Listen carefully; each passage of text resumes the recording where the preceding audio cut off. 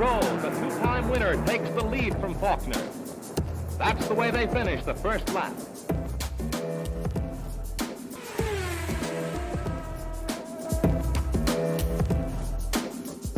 Puts his hand out of the cockpit and says... Welcome to another episode of Pit Lane Parlay. I am your host, Mike Jokum. Matt is here, and we have the IndyCar preview of all IndyCar previews. It is finally race week, but we are also going to preview the teams, make some season predictions. Hopefully, we don't have to make multiple episodes of season predictions this year. But Matt, let's just dive right into it. I know we have a little bit of news to start off with, so I'll dive into the Indy 500 test. It was 2 days. Most guys ran, a couple hundred laps each day. Newgarden was the top on the second day. Arenas VK had a crash. So I wanted to get your thoughts on that one. I missed, honestly, most of both days. As you know, I was dealing with some car issues / spending some time at a car dealer. So I missed the crash live. So I'll get your take. I don't know if you saw it live or you just saw the replay like I did. But what did you think of his incident? Yeah, I did not watch too much of the testing. I kind of just followed on Twitter. Watching IMS testing, not really my favorite thing in the world, and kind of just Indy 500 practice in general, but I definitely like the Fast Friday kind of stuff, or happy hour is pretty fun, but during the workday, yeah, it's something I don't usually have on, but obviously I was following on Twitter, and yeah, I saw the crash, and it looked really odd. It didn't look like a normal crash, and obviously conditions on that first day were tricky with the wind, and drivers being back to the speedway, most of them for the first time in a while, other than those who had tested a couple weeks ago. And yeah, it looked really weird, which is kind of what he was saying too. So I'd like to think it wasn't really driver error. I think it was kind of just a lot of variables thrown into an incident between the conditions. Who knows what setup they were running. Hopefully they were running high downforce, but I guess we just don't know. And yeah, I mean, even the best drivers, sometimes it just swaps ends on them. So I'm just glad he's okay. That was a tough hit, kind of almost nose first, or maybe it was nose first. Tough to ring a bell, but I know it's kind of frontal impact. So glad he's okay. I'm glad he, like he kind of said, broke his finger now versus in speed week, because that would have been a lot more difficult to manage for the actual race. So, I mean, he's got Barber this week, obviously, which will be tough, but hopefully it's not too much of a hindrance for him.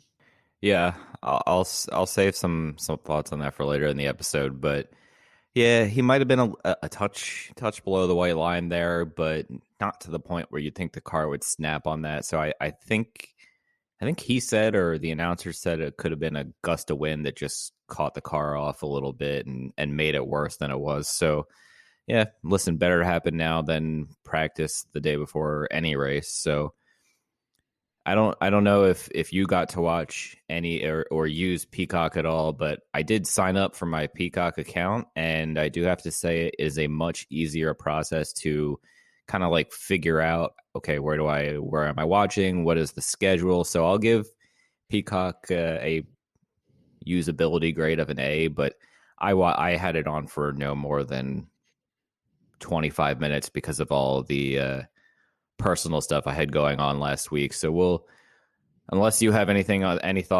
new thoughts on Peacock, I'll move on to one bit of note from the Texas test and see what you think of that. Yeah, I guess the thing was, apparently day 2 replay was up pretty quick, but day 1 replay as of today is still not up or something. So I think a lot of people are griping about that. As of Sunday night, I think that's the way it is, but I could be wrong. It could have been updated today.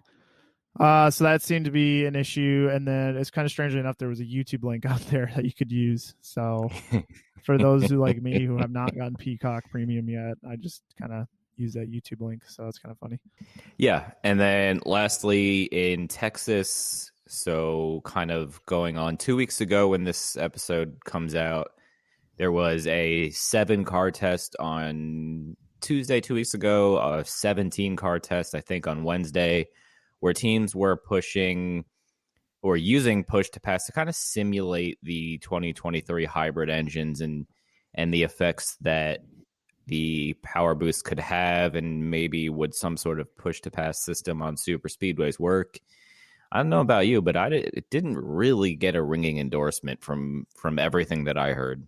Yes, Jay Fry, our man Jay Fry, normally is, and I'm not saying he wasn't upbeat, but he's normally very upbeat about everything. And like, when the chassis rolled out, he was very complimentary towards his team and whatnot. And so, on this one, he's kind of saying like, yeah, we got to learn some stuff, but ultimately, we didn't get to check all of our boxes, which to me is kind of like uh-oh.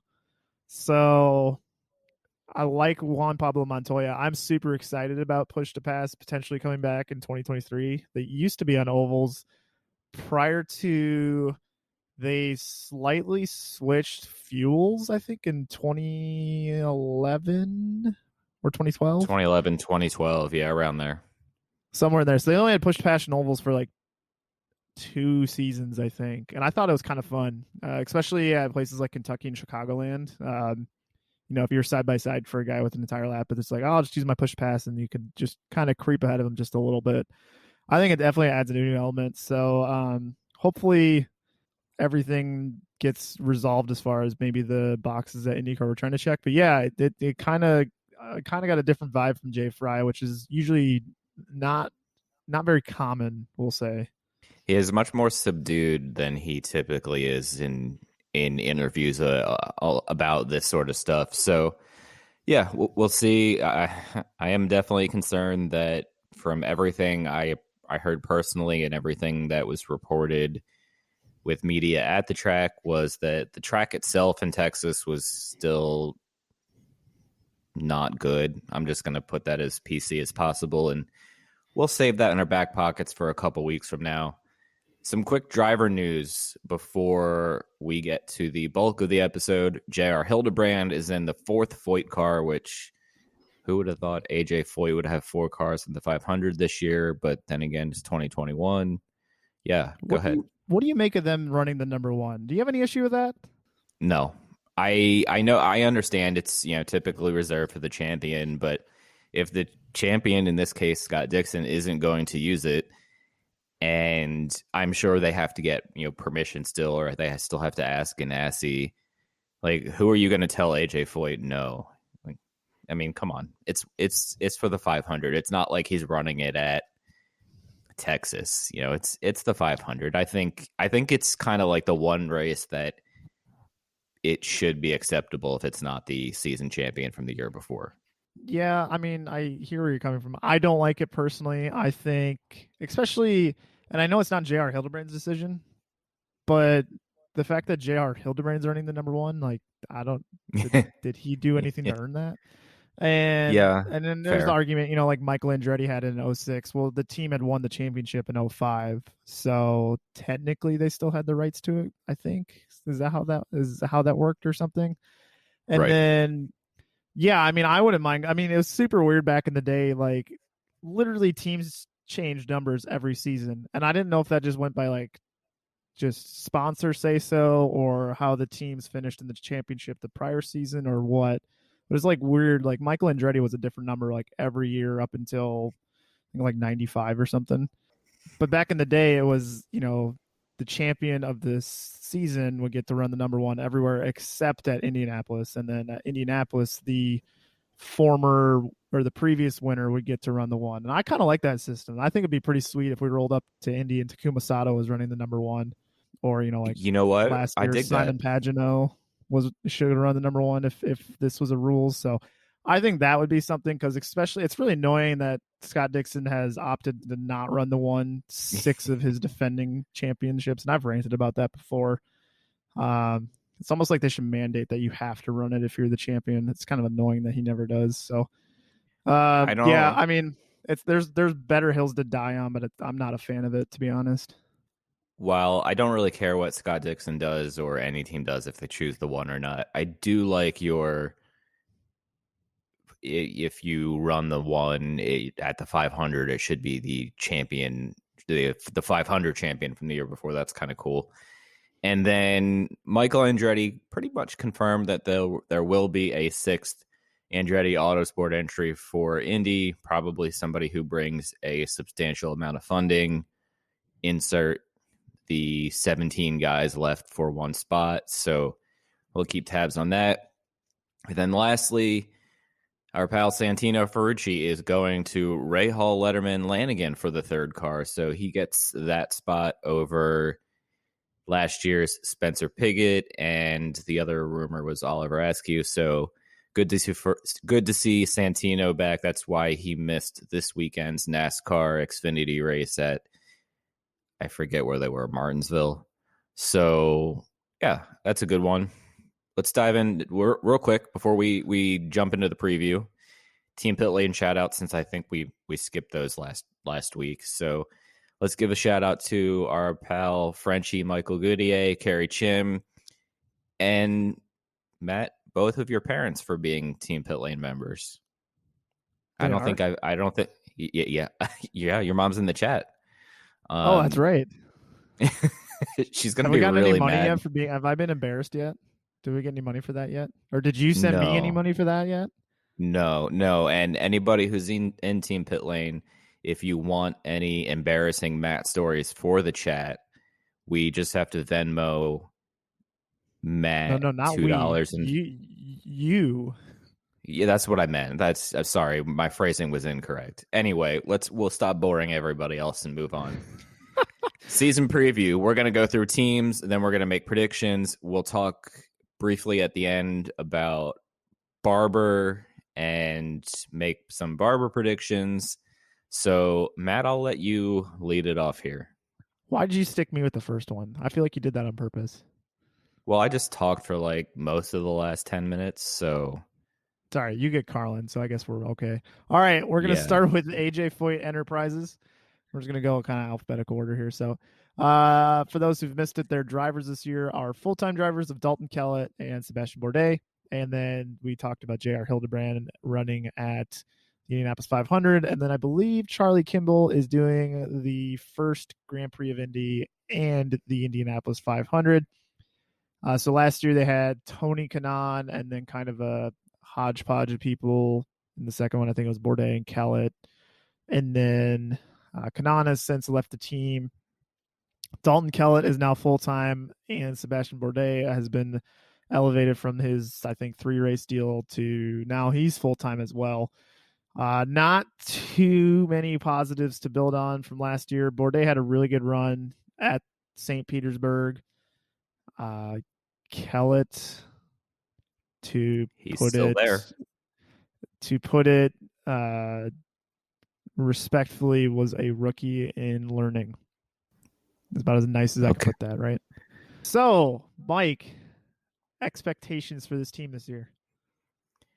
Well, I mean, it's hard to have too many expectations on Foyt, but I will say that with having Bourdais on the team, they are probably, at least with that car, out of having to worry about leader circle money. Now with Kellett's car, I mean, it depends how much he is able to improve, and it doesn't take a lot when one of the other teams you're going up against, which we'll mention in a little bit, is, I think, the bottom team right now. But I'm going to make a bold prediction here and say neither of their cars will be fighting for the bottom spot in the leader circle money amongst we have 23 full-time drivers. I will look at that number in a minute here while you continue on. Oh, I think you can go ahead and Sharpie that. What is Kellett in? The number 4 car or 41? Whatever car Kellett is. Whatever that AJ Foyt Enterprises car is, you can go ahead and pencil that, Sharpie that as the bottom leader circle car right now. No faith whatsoever. And yeah, I mean, that's kind of just it. I mean, yes, you're right. He does have kind of nowhere to go but up. But Bourdais obviously brings a whole new element to that team, though. And to maybe throw in another spicy take. So you said, I'm assuming you're referring to Carlin as being kind of the bottom team. I think if Connor Daly didn't have some of his heroics on ovals last year, I think you'd be correct.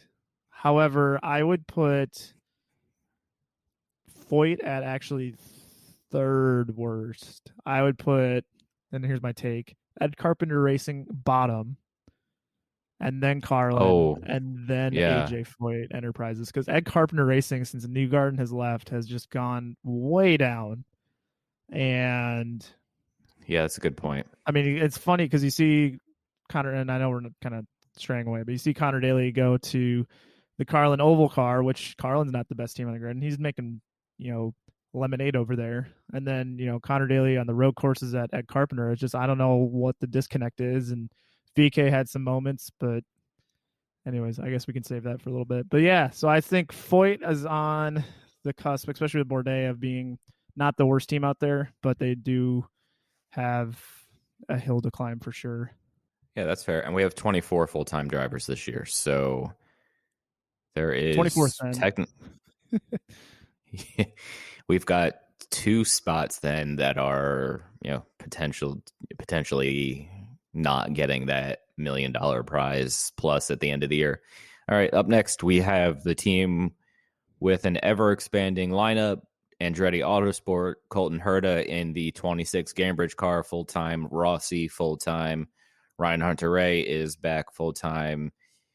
As Matt's typo in the notes has, Hames Hinchcliffe, or otherwise known as James Hinchcliffe, in the there you go, in the 29 car full-time, Marco for the 500, or maybe other races, kind of open-ended there. We shall see.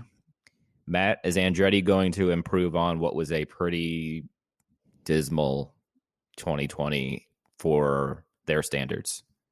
Yes, absolutely. I think they will come back into the fray as a top 3 team again. I think they were somewhat close to losing out on Aaron McLaren solely because of Pato O'Ward. Askew did not have a great season. But then I think Rahal Letterman really took it to Andretti Autosport last year with their 2 entries. So I think the momentum from the end of last year will help. And then I think their driver lineup is significantly improved this offseason between Zach Veach not being in the team anymore, because unfortunately Zach just didn't bring a lot to the table the last 3 years as far as results. And then Marco Andretti, who has just kind of been the also ran at the team for the last 6 years. Now that those 2 are not full-time on the team, which, has been the last 3 seasons for the both of them, and then you have Colton Herta still, and you have James Hinchcliffe now. I mean, I'm not saying James Hinchcliffe's the best driver in the grid, but I think he's still a significant improvement. So this might be another hot take. This might be the best lineup they've had in maybe 10, 15 years. I really have a lot of confidence in this lineup, and I think now is the time to make hay if you're Andretti Autosport. Yeah, I think this is definitely, since they were Kanan, Weldon, etc. Like 05 years. super team. Yeah, is definitely. I agree there. Arrow McLaren, they got Pato O'Ward back, who, remind me, I think he finished 4th in the championship last year. Definitely somewhere in the top 5 for sure. Felix Rosenquist, who has come over from Chip Ganassi Racing to take Oliver Askew's seat. And then Juan Pablo Montoya, who will be at the Indy 500 only. They think they came out and said that they're going to keep that 3rd entry just for the Indy 500, so we're not going to see Jensen Button at Road America or anything like that this year, unfortunately. So obviously, again, Pato did great last year. Rosenquist got his first career win last year as well and has shown promise on road courses. So where do we see this team? Do we see them fighting with the top 3 again this year? Yeah, I don't think they have anywhere to go. I don't think they can regress too much. I don't think at this point, Pato last year in his first full season surprised. Even if he drops back a position or 2 in the standings, I still think they take it to the top teams more often than not. And having Montoya around, I'm sure he'll be around at least for the month of May, and he was around for the test, so the drivers could talk to him a little bit. And having somebody like Juan Montoya just to say, hey, how do you attack this corner? How do you prepare for a race other than eat cheeseburgers? Any edge that those young drivers can get is huge. So I don't necessarily think they are championship contenders, but I think they will both have a top 12 finish in the standings. Yeah, I mean, Felix is just an unknown for me. I mean, we know he has the talent. It's just if he can string it together. I still think Pato is Penske bound here pretty soon. I think if you're looking at the field, Colton Herta probably F1 bound at some point. Maybe. Depends on what his, goals are. Rossi is always kind of on the precipice of Penske, but I just think he just signed a deal to stay at Andretti for a little bit. Last year, yeah. So I think Pato, out of everybody else in the field, I think Pato would be the one I would earmark for Penske at some point. He just kind of has that feel to him of just last year was so impressive that I think he can lead this team to great things. And if I know McLaren, I bet they're going to try to lock him down for a while, especially if he does well this year too and proves that last year just wasn't a fluke. So I think he can lead the team to great things. I think he'll outperform Felix for sure. And I guess Felix does benefit from the fact there's only 4 ovals this year, and 2 of them are at Texas where he did really well last year. So who knows? I do think I'm still going to give that to Pato, though. So hopefully the team can compete because it's nice to have some fresh blood up there. I agree. I think, I don't know. It's hard. I don't know if it's hard to get a read on Felix because he's so just kind of like low key, and only maybe once or twice in a few years have we actually seen some emotion and personality out of him. I don't know, but I think Pato is definitely. What was that year that he got like black flagged in qualifying and about like punched it? Was that Laguna Seca 19? Yeah, it was Laguna 19. Yeah, if you pause the TV camera when he gets out of his car, you will see Jess and I standing behind the pit box because we were supposed to interview him right after qualifying that day. Whoops. If you're wondering why that interview never happened, now you can put 2 and 2 together. He comes over and punches you in the face. I was kind of like, we should probably just walk away. Like, this is probably not a good idea. Well, you say that, we interviewed. I mean, I know it wasn't right away, but we interviewed Newgarden like 2 hours after his qualifying at Iowa in 19. Super cool about it though, because then remember the press pool. Yeah. He's like, "How did the qualifying go? Not great. How was your lap? Not good. You excited for tomorrow? We'll see. All right, thanks, Joseph." And then like 2 hours later, and he was like super cool about it. So my pick for last place is the team that, I mean, technically, have they confirmed anything for 2021 yet? Depends if you're going by Wikipedia or not. No, we're not going by Wikipedia. Then no. Okay. So we're going into the season assuming Max Chilton will do all of the road and street courses plus the 500, and then insert driver here, maybe Connor Daly. I mean, that would probably at this point be the likely solution for the Texas races and Gateway, but what do you say about a team that we are 5 days away from the first practice of the season, 6 days away from qualifying as we're recording this, and they haven't even technically confirmed who their driver is going to be for the weekend? Yeah, I mean, it's been a tough year, obviously, the last 365 days has been tough, business-wise, financially, etc. I just wish they would kind of, come out and say something. And I don't think they're going. I mean, obviously, they're still, in the grand scheme of things, relatively new to IndyCar. I don't think they can seriously contend until they get back to 2 cars.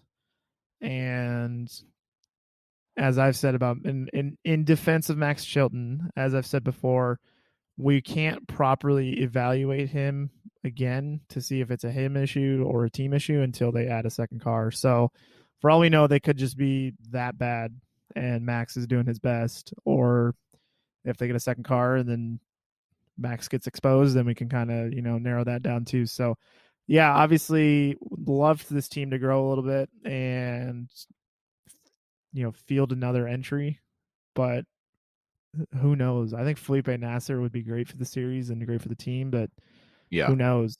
It's hard to make a prediction about them when you just don't even know 1 week before the season. Yeah, this is very Dale Coyne TBA as we're heading into the weekend-esque. Even Dale Coyne's more prepared. That's just backwards. Yeah. All right, well, up next is Chip Ganassi Racing. So they had a pretty active offseason. So Felix Rosenquist is out of the 10 car on his way to McLaren. And the team opted for Alex Palou, the rookie at Dale Coyne Team Go last year. And obviously Scott Dixon is back for his 57th year with the team. And Marcus Ericsson returns for his second full-time season with the team. And then now they've added a fourth entry, which is full-time. Jimmy Johnson will be doing the road courses. I don't know if you heard that. Jimmy Johnson is coming to IndyCar. Are you sure? Is it confirmed? Let me go check Tony D's Twitter real quick. Okay, yeah, good idea. And then Tony Kanaan is going to be running the ovals. So Kanaan is back with the team after a 3-year hiatus at Foyt. So he is back with Ganassi again. And yeah, so 4 cars. Ganassi hasn't run 4 cars in a while. What do you, we all know about Scott Dixon. So I don't know if we have to spend too much time on him. So what do you think of the rest of the team there?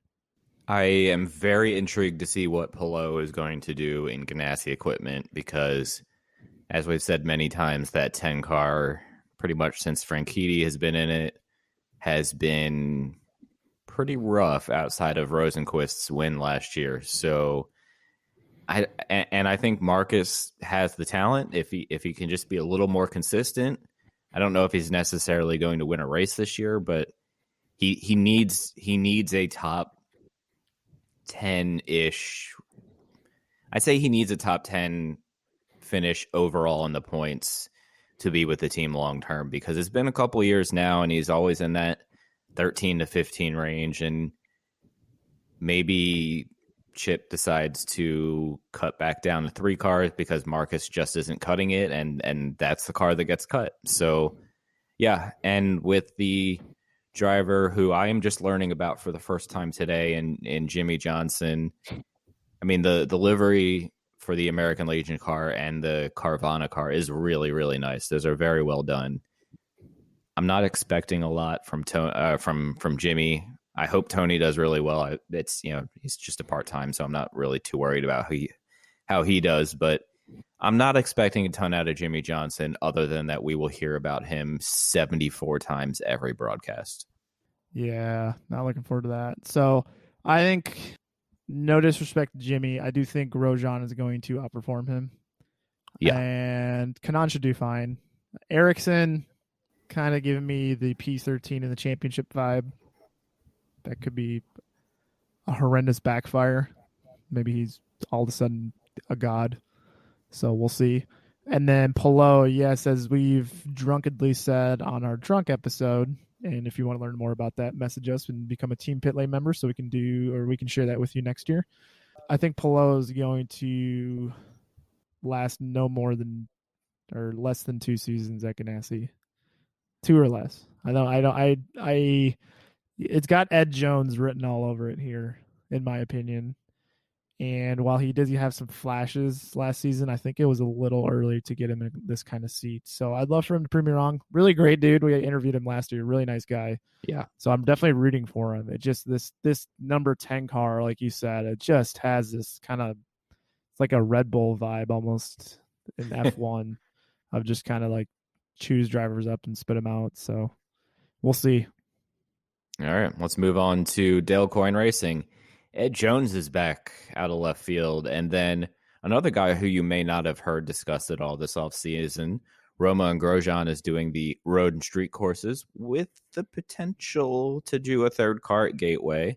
And Pietro Fittipaldi will be doing all the ovals, including the 500. So Rick Ware is also the co-owner of the Grosjean Fitipaldi car. Obviously, Ferrucci is no longer with the team. Ed Jones is in. Lots of change at Ed Jones Racing. Wow. Sorry, Dale. I'm giving a lot of credit to Ed. Lots of change at Dale Coyne Racing. What do you make of it all? It's a lot to take in on a little team. Yeah, but I feel like they do this every offseason, so they got to be used to it by now, right? Ed Jones doesn't move the needle at all for me. I fail to see how that is going to work out better for the team than Ferrucci would have. Grosjean, obviously super cool. Really glad he's in the series and wish him the best. Kind of have to curb the expectations a little bit, but I think he's going to have a lot of fun, which I think is cool.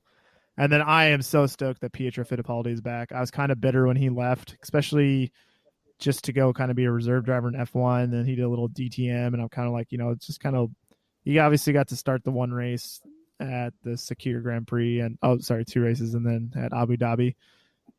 But, it's with Haas. So, like, it's cool that you made your start, but you were fighting for, like, 16th at best. So I'm really glad he's back here in IndyCar. I hope he can find his footing and kind of prove what he's worth, because I do think there's a lot of talent there. And obviously the last name is super cool to have in the sport. So expecting decent things from the team. I think they should be trying to compete with, I think they should definitely be handedly taking care of Foyt, Carlin, and Ed Carpenter Racing. So that's kind of their benchmark there. If you had to pick between Ed Jones, Grosjean, and Fittipaldi, who is most likely to score a surprise top 5 this year? Solely because of sample size, I'm going to go with Grosjean, because Fittipaldi only has 4 outings to do it, and I just think that's kind of a lofty expectation. They did not look great in the Indy 500 testing either, and I know it's just testing, but correct, yeah, they just didn't seem like they had it together, unfortunately. So Grosjean, you never know. This is why Detroit's on the schedule. You just never know. So what about you? What do you think? I'll take Ed Jones, mainly just so we can one of us can be right and one of us can be wrong. But he is an Indy Lights champion and did finish 3rd in his other Indy Lights year. So he's got the pedigree to do it and is familiar with, most of these tracks. I did want to correct you there, since his team got sold or did not run last year. The only race he has run since the 2019 IndyCar season was actually the Rolex 24 a couple months ago, and they didn't have a good finish. So it's been a while for him. So I might Ed Jones. He had no racing last year in 2020. You mentioned DTM, which was on the calendar, and then I thought. It was Pietro, I said. Yeah, I might have. Yes, been he did sign, and then 2020 possible. happened. 2020 happened, and Ed Jones probably just got kind of lost in the shuffle. But hey, I'm glad he's got a home back in IndyCar again. So yeah, Fittipaldi ran DTM for a little bit, which is what I think I said. So moving on to unfortunately my low prediction here at Carpenter Racing. So they have a same lineup, no changes. They got Rinus VeeKay full time, Connor Daly in the road courses and Indy 500. And Ed Carpenter on the ovals. Ed Carpenter did retain himself, so that's good news for Ed Carpenter Racing. Obviously we just had the Indy 500 test, and VeeKay crashed. Great start to the year for them, which is weird because how far into the? I know there was testing a little bit right last year, the Coda, and then the pandemic happened. And I'm assuming VeeKay made it through Coda fine, but 10 minutes into the Texas. Oh no, did he crash in qualifying? VeeKay crashed somewhere in Texas in qualifying. Or was it that first practice? I don't know. That was like 6 years ago, practically. But he crashed kind of in the first day of the first oval last year too. Yeah. So obviously kind of a bad omen again. So VeeKay had a pole last year. Yep. And that was about it. So what does this do? Correct. A, is the team going to improve? And B, what do they need to do to improve? They need to qualify better to improve. I don't know what the magic secret is, but outside of VK's pole last year, their qualifying efforts were pretty dismal. Even at Indy, where at least 2 years ago, Ed was on pole. All three of their Danica was fifth, so we're going back to 2018, and whoever their other driver was qualified very well as well. So they just completely have fallen off the map. So I think they just need to qualify. If they qualify better, they'll just finish better. And I don't, maybe a little bit more practice this year will help them. So that's why I'm putting them above Carlin and Foyt, just because maybe a little more practice helps them. But yeah, I don't know, man. Like you said, I don't have the warm and fuzzies when it comes to this team. No, and it's sad because I do like VK and Connor. Ed, I could take or leave, but yeah, VK and Connor, I really like them as drivers and people, and I think they're really fun and good for the sport. It's just kind of a shame that this team is just kind of on this downward spiral, and mediocrity is going to be okay with them because they got that behind the scenes funding that's just going to kind of help them through these tough times. But I don't know because Newgarden had a pretty solid foundation with his engineer back in the day with Carpenter. Yeah. So it seemed like everything was kind of just pretty good. And then Newgarden left, Pickett came in for the road courses, and he had a couple really good drives, but just as a whole, the team I don't know, it never worked since Newgarden has left. And a couple good showings here and there, but man, I don't know if it's behind the scenes thing or just kind of off season damper testing. I don't know if they need to buy Penske's dampers, which I guess is the move nowadays, or whatever they sold the shocks to Carlin. So something they got to do something, because you can't just kind of keep trying to do what you're doing because it's not working. You got to try something else or do something else, because otherwise you're just going to keep on the same path. Up next, we are down to just a few more left. Meyershank Racing, and our content partner for the year. So you'll hear the first Meyershank Racing with PLP episode. You might have already heard it, or it'll be out tomorrow. It depends. Does that mean we can only say nice things now? I mean, to a degree. I mean, I know where you're going with this one, but I'll be talking to Jack Harvey during the day on Monday. So I'll put this out on Wednesday. So yeah, so it'll be out after the preview, but I hope they are actually, sorry, I didn't mean to interrupt. I will let you make your thoughts on them first before we dive in. And obviously they've added Elio part-time. He's doing 5 races, including the 500. So cool to see them add Elio, even though it's the first time in like 50 years he hasn't been on a Penske car. So that's definitely weird. But what are your MSR thoughts? Is this where I'm like a smart ass and say that Elio ran for McLaren last year? Oh, yeah, good point. Anyways, I got nothing for that's neither here nor there.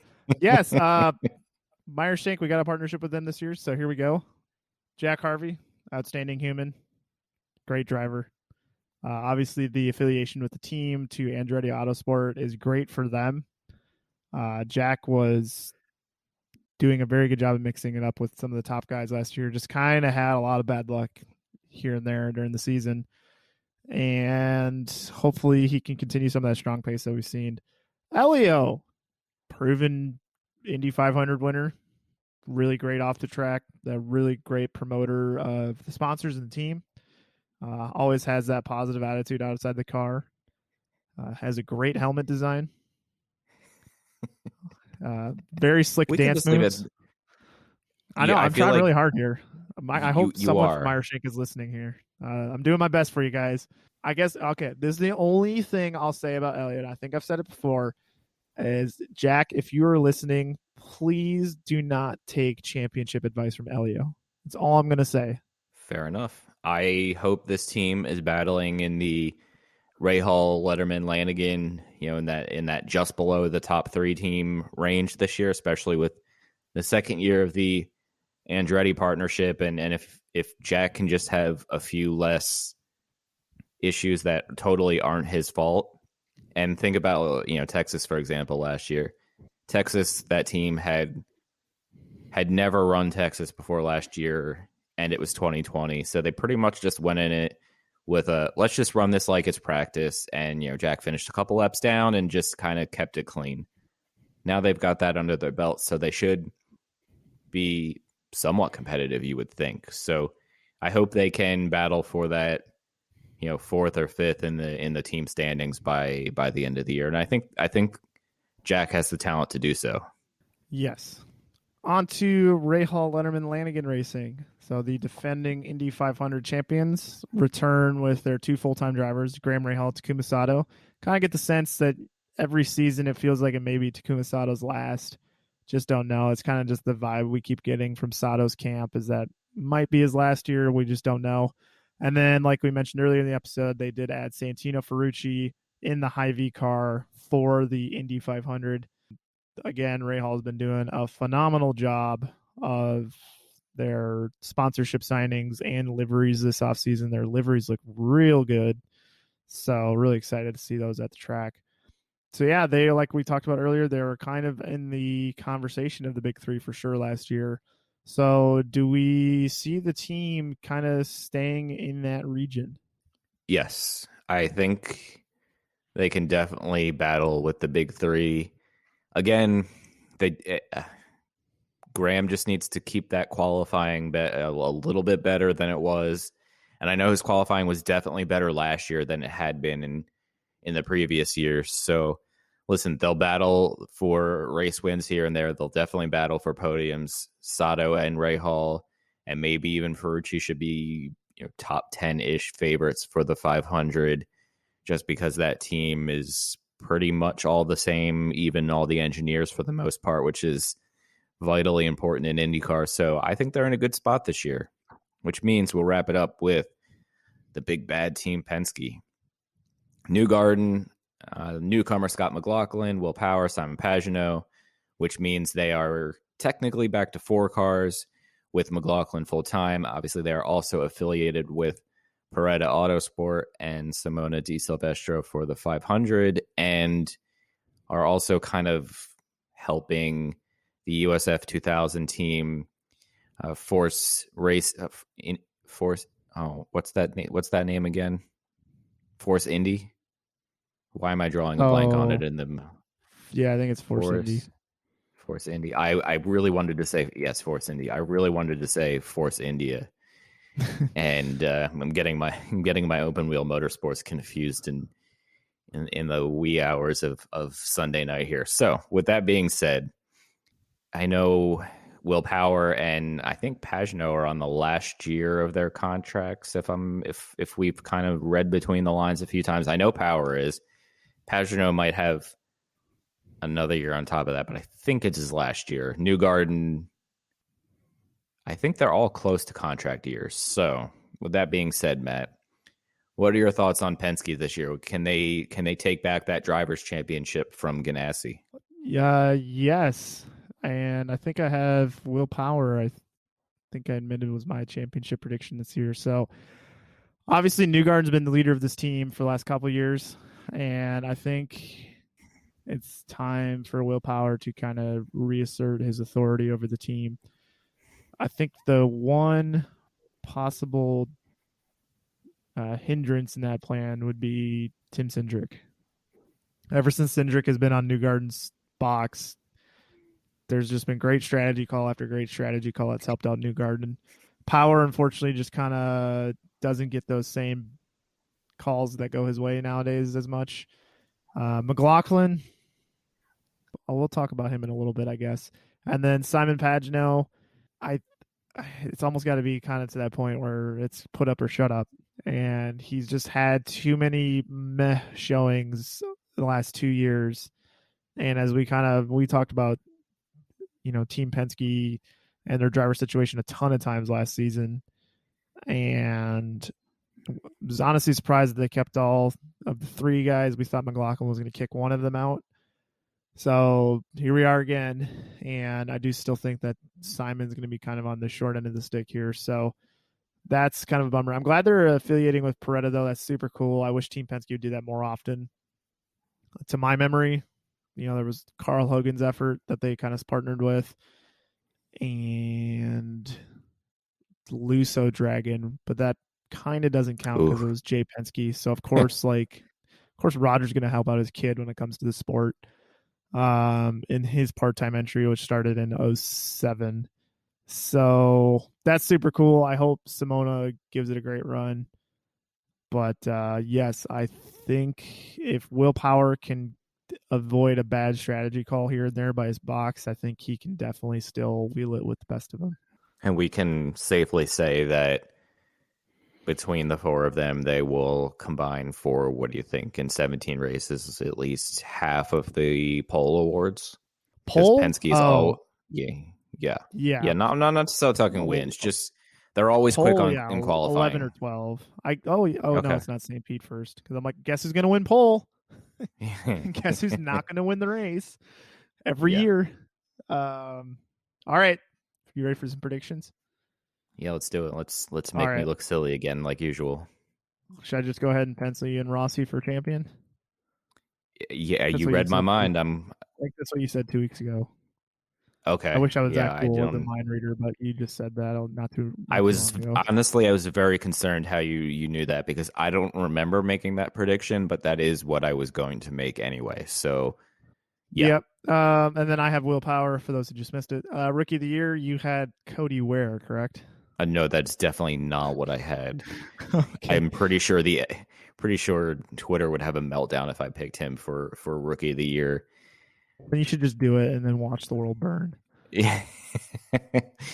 I don't know how you pick against McLaughlin. I don't know how either of us here pick against McLaughlin, considering he's the only rookie that's running all 17 races. So he should pick up some points just by default when those other guys don't. So if he doesn't win Rookie of the Year, he's going to have a very bad year. Yes, I'm also going to go with McLaughlin. I'm going to slightly change the next one here. And I'm going to go with, I had team with the biggest rise in standings, but how about entrant that has the biggest rise in standings? So, for example, now that Hinch is in the 26 car, does the 26 car go, or 29? Who's in 26? Yeah. Oh, Herta. So now that Herta's in the 26 car, the 26 car was probably like, 21st in the leader circle last year, or somewhere way down there. And now, like this year, if they finished 10th, that would have meant they rose 11 spots. So which entrant do you think is going to rise the most? I kind of probably just used a bad example, because that's probably one that should be floating to the top of our list. Yeah, I'm trying to not pick that one because you used it as an example, but go ahead. Yeah, I'll take the 26 car going from Veach to Herta. Obviously, Herta won once last year. Let's see here. Won once last year. Had a second place at IMS. Had a handful of top fives. Really, only outside of Iowa, was damn consistent all season. So I will go the 26 car. And then I'm going to go with the 29 car. So I'm assuming we're going to count like Andretti as that entry last year. That's fair. And then because it was full time. So basically, Marco Andretti to James Hinchcliffe, I think, is going to do great things for that car. I think they'll go well, especially since Marco was last. so they have nowhere to go but up, literally. And then on the flip side, and then we're going to change it again. So entrant, okay, that's going to fall the most. Wow. Okay. How bold should I be here? I'm looking at the 2020 standings. Let's be real bold here. And it's strange I'm putting in this real bold request right after I reached out to schedule an interview in the coming weeks. Let's do Joseph Newgarden. Let's say he just has a little bit of a rough year. It's been 3 or 4 years in a row where he's been P1 or P2 in the standings. I guess 4 years in a row, technically, since he's had 2 championships in the last 4 years. So maybe he just drops to 7th or 8th this year. Interesting. I know that's a very hot take, and I like Joseph, so I'm sorry in advance. I'm just trying to think here. This is tougher than I expected it to be. Yeah, because it's kind of like you got to pick someone maybe somewhere towards the top. You're basically like asking like who's going to tank a little bit this year. I am going to say. I'm sorry. Who'd you say? Newgarden. Okay, I'm going to say Herta. Okay. Which, oh no, that's the 26. Oh, because he was 88 last year. I can't say that then. Never mind. Sorry, ignore that.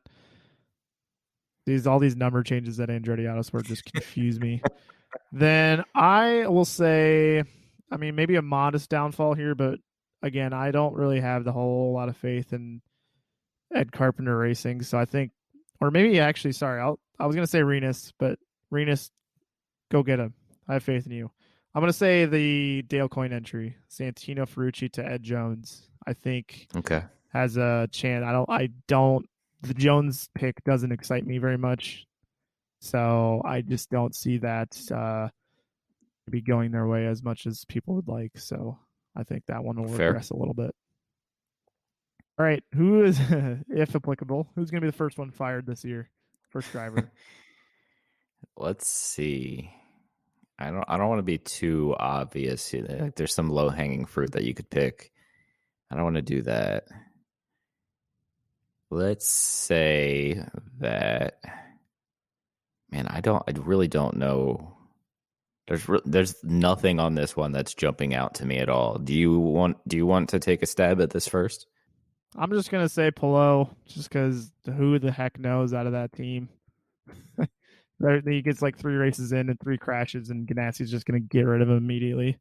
All right, I'll go Marcus Ericsson just because I honestly, I've been looking at the driver list for this year for off and on essentially for the last like 4 hours, and I still haven't come up with a good answer for this one. So, yeah. All right, the one we did for Formula One. Will the schedule make it through without any cancellations? Oh, most certainly not. Yes, because we know Toronto exists, so no. Yes, Toronto. Yeah. So, including Jack Harvey, so we're talking 5 cars. Where does Hinch finish within the Andretti Autosport stable just between those 5? First, second, third, fourth, fifth.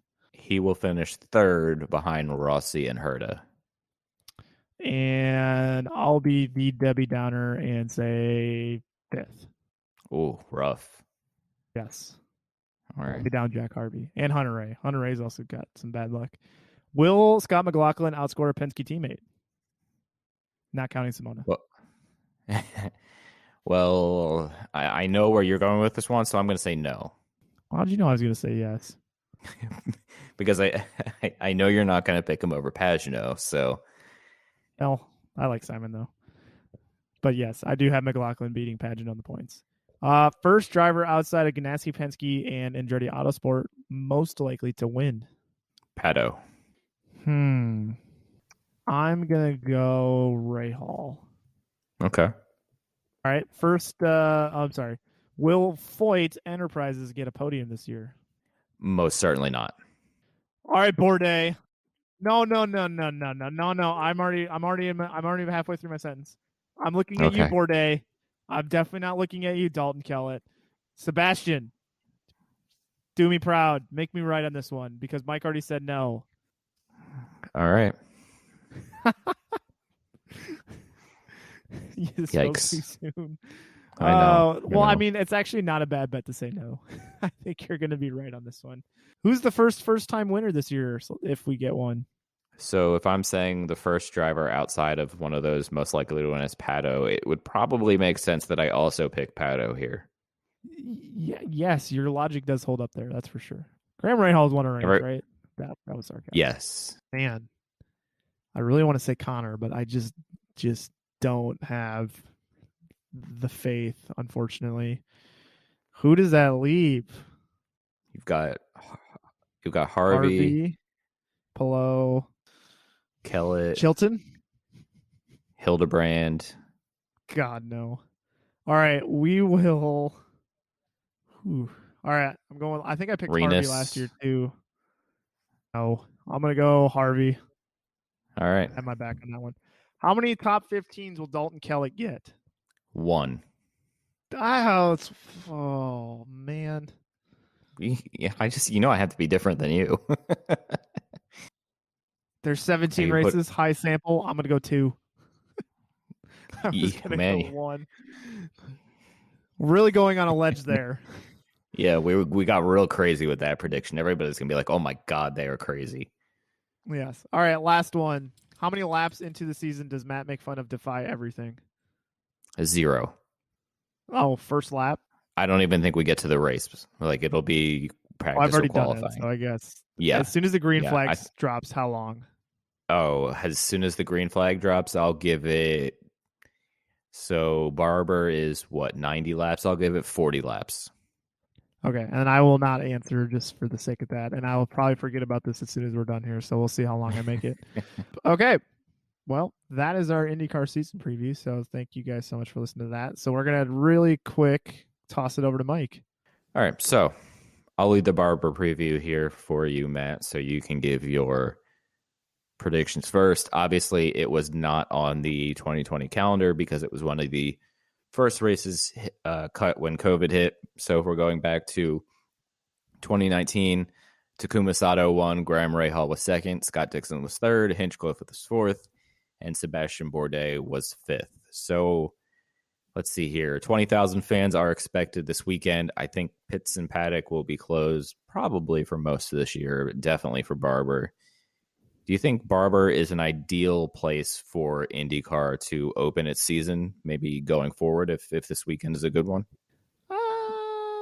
No, not really. But it does have the potential to put on a good show. It has it a couple times in the past. It's not like Texas was all that amazing, though, as the opener last year either. So, I think St. Pete was always a good one, or Long Beach would be a good one, but obviously there's circumstances there out of our control. So I think it'll still be fun. I think it's going to generate a lot of excitement for the fans. So I think that's always positive.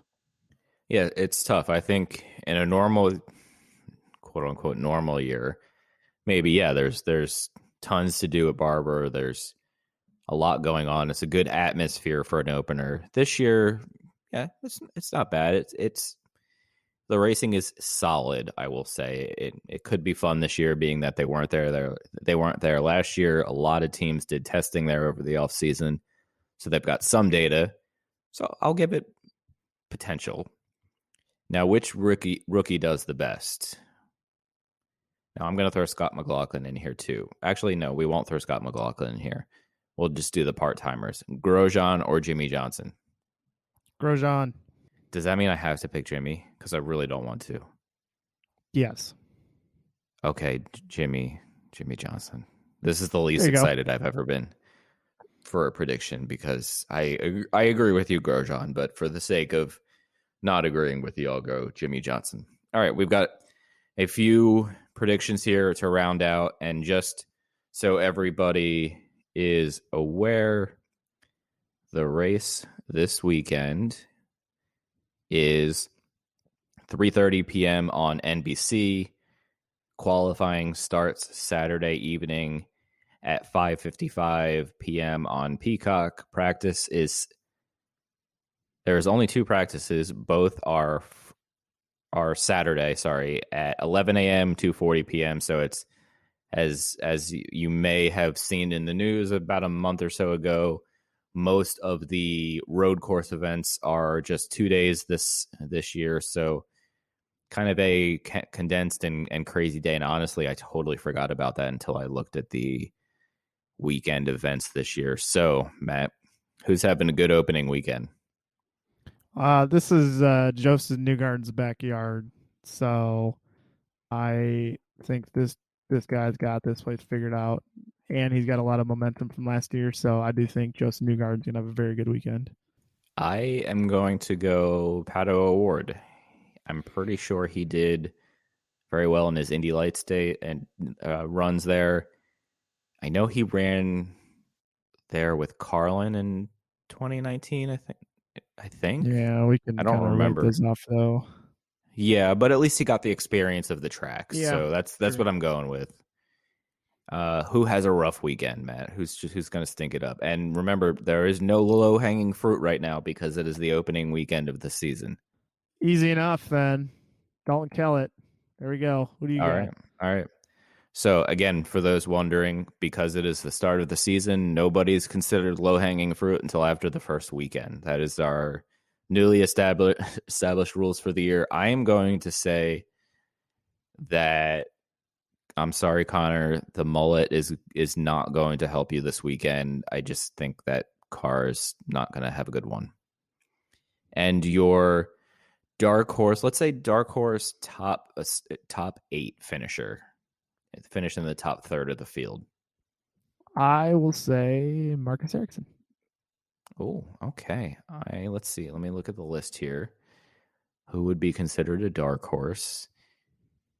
I really want to go real wild with this one. Do it. So Full send. I kind of changed my mind as I said that. Like, I realized what I was thinking in my head, and I was like, "That's a terrible idea." I'm going to go Ed Jones. That's full send. Yeah, it's like 98% send. Yeah. Sweet. Well, IndyCar's this weekend, so that's super exciting. And Formula One at Imola. So yeah. We have another preview coming up later this week. So you're super excited for the race, I'm assuming, right? I'm excited. It's going to be a fun weekend, just literally racing all day, Saturday and Sunday. Obviously, F1 and IndyCar. So it's my dream weekend where we just get to sit around and watch racing all day.